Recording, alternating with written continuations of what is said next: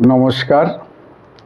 কাছে ও দূরের, দেশে ও বিদেশের সমস্ত শ্রেণীর শ্রোতা বন্ধুদের আমার সহ আপনাদেরই চ্যানেল শান্তিবার্তাতে সুস্বাগতম। আজকের আলোচনার বিষয়বস্তু ভিডিওর থাম্বনেলে বা ডিসপ্লেতেই আপনারা দেখতে পেয়েছেন যে বয়স 30-এর ঊর্ধ্বে হলেই কি কি খাবার বা কি কি নিয়ম ত্যাগ করতে হয়।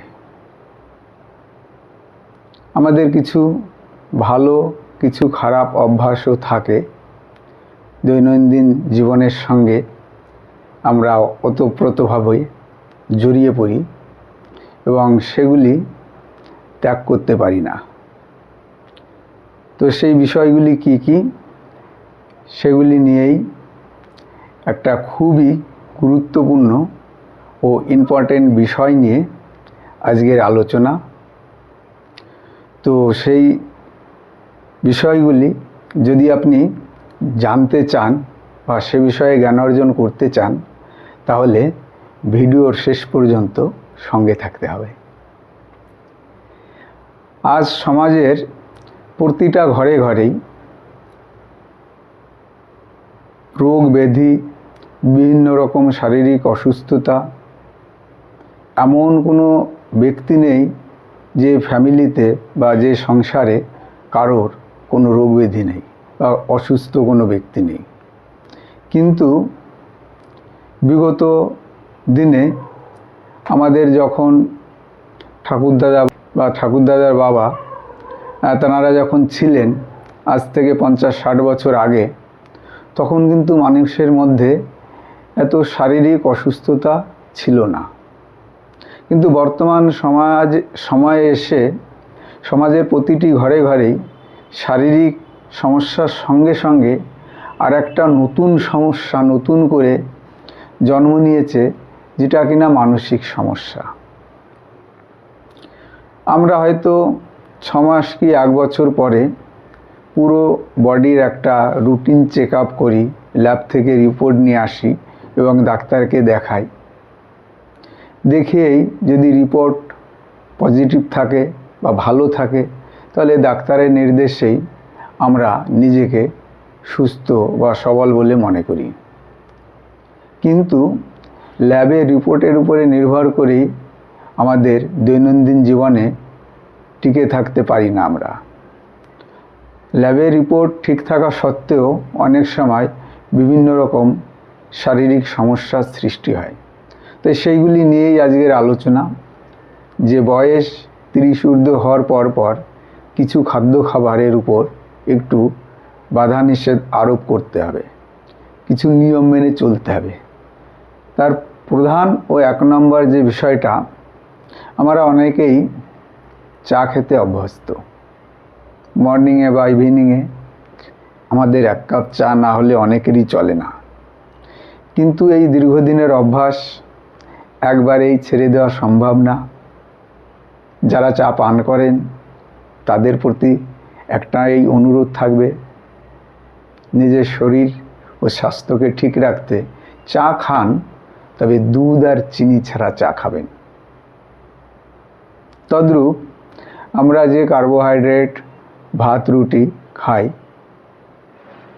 চেষ্টা করতে হবে লাল চালের ভাত খাওয়া বা বাজরার রুটি খাওয়া।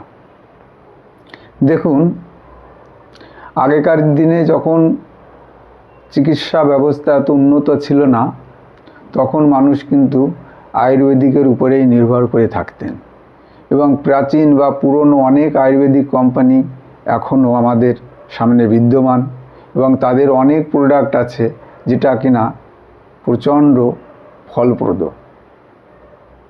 তার কাজ অনস্বীকার্য, অবশ্যম্ভাবী সুন্দর তার রেজাল্ট।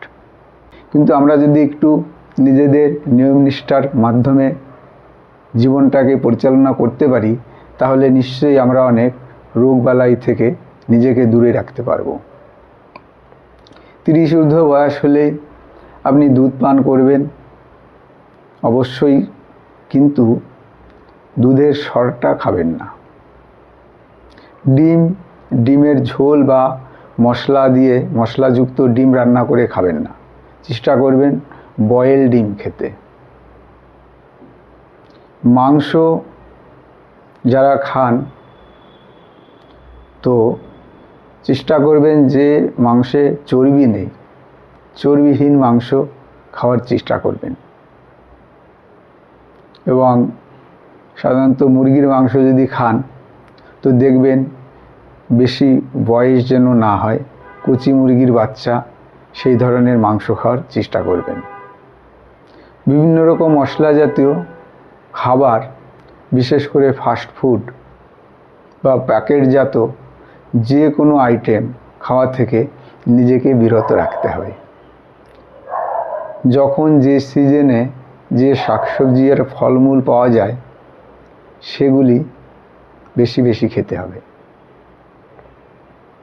কেননা শাকসবজিতে প্রাকৃতিক ভিটামিন ভরপুর থাকে। তদ্রূপ মানুষের রিফাইন করা যে মিষ্টি জাতীয় সামগ্রী, বিশেষ করে মিষ্টির দোকানের মানুষের তৈরি যে মিষ্টি, সেগুলো থেকে নিজেকে যতটা পারা যায় দূরে রাখা। সেখানে আপনি প্রাকৃতিক আখের রস বা আখের গুড় অবশ্যই খেতে পারেন, কিন্তু চেষ্টা করবেন চিনিটা ত্যাগ করা। সুগার, মশলা আর তেলটা খুবই নিয়মিত ও সামান্য পরিমাণে গ্রহণ করবেন। এছাড়াও সপ্তাহে কমসে কম 5 দিন একটু ফ্রি হ্যান্ড এক্সারসাইজ করতে হবে। 30 ঊর্ধ্ব বয়স হলেই চেষ্টা করতে হবে আমাদের পায়ে হেঁটে একটু বেশি যাতায়াত করা। এতে শারীরিক এক্সারসাইজটাও হবে এবং প্রাণবন্তভাবে আমরা খোলা হাওয়া গ্রহণ করতে পারবো। মানে যানবাহনটা একটু কম ব্যবহার করতে পারলেই আমাদের শরীর ও মনের দিকে খুবই ফলপ্রদ হবে। তো এই যে সামান্য কয়েকটি নিয়ম বা বিষয়ে আলোচনা করলাম, এগুলি যদি আমরা মেনে চলতে পারি তো আশা করি কিছুটা হলেও আমাদের উপকার হবে। তাই নিয়মগুলি প্রিয়জন বা বন্ধুবান্ধবের মধ্যে শেয়ার করবেন। আর শান্তিবার্তার যে চ্যানেল, এটা আমার ব্যক্তিগত একার নয়, এটা আপনাদেরই চ্যানেল। আপনাদের সহযোগিতা একান্তভাবে কামনা করি। চ্যানেলটিকে সাবস্ক্রাইব করে ভিডিওগুলি লাইক করে শেয়ার করতে ভুলবেন না এবং আপনাদের মূল্যবান মতামত অবশ্যই কমেন্টের মাধ্যমে পাঠিয়ে দেবেন এবং কোনো জিজ্ঞাসা বা আলোচনার বিষয় থাকলে সেগুলো ব্যক্ত করবেন প্রকটে। আজ তবে এখানেই ইতি টানছি। সবাই অনেক ভালো থাকবেন, সুস্থ থাকবেন, হাসি খুশি থাকবেন, এই প্রার্থনা করে এখানে ইতি টানছি। নমস্কার।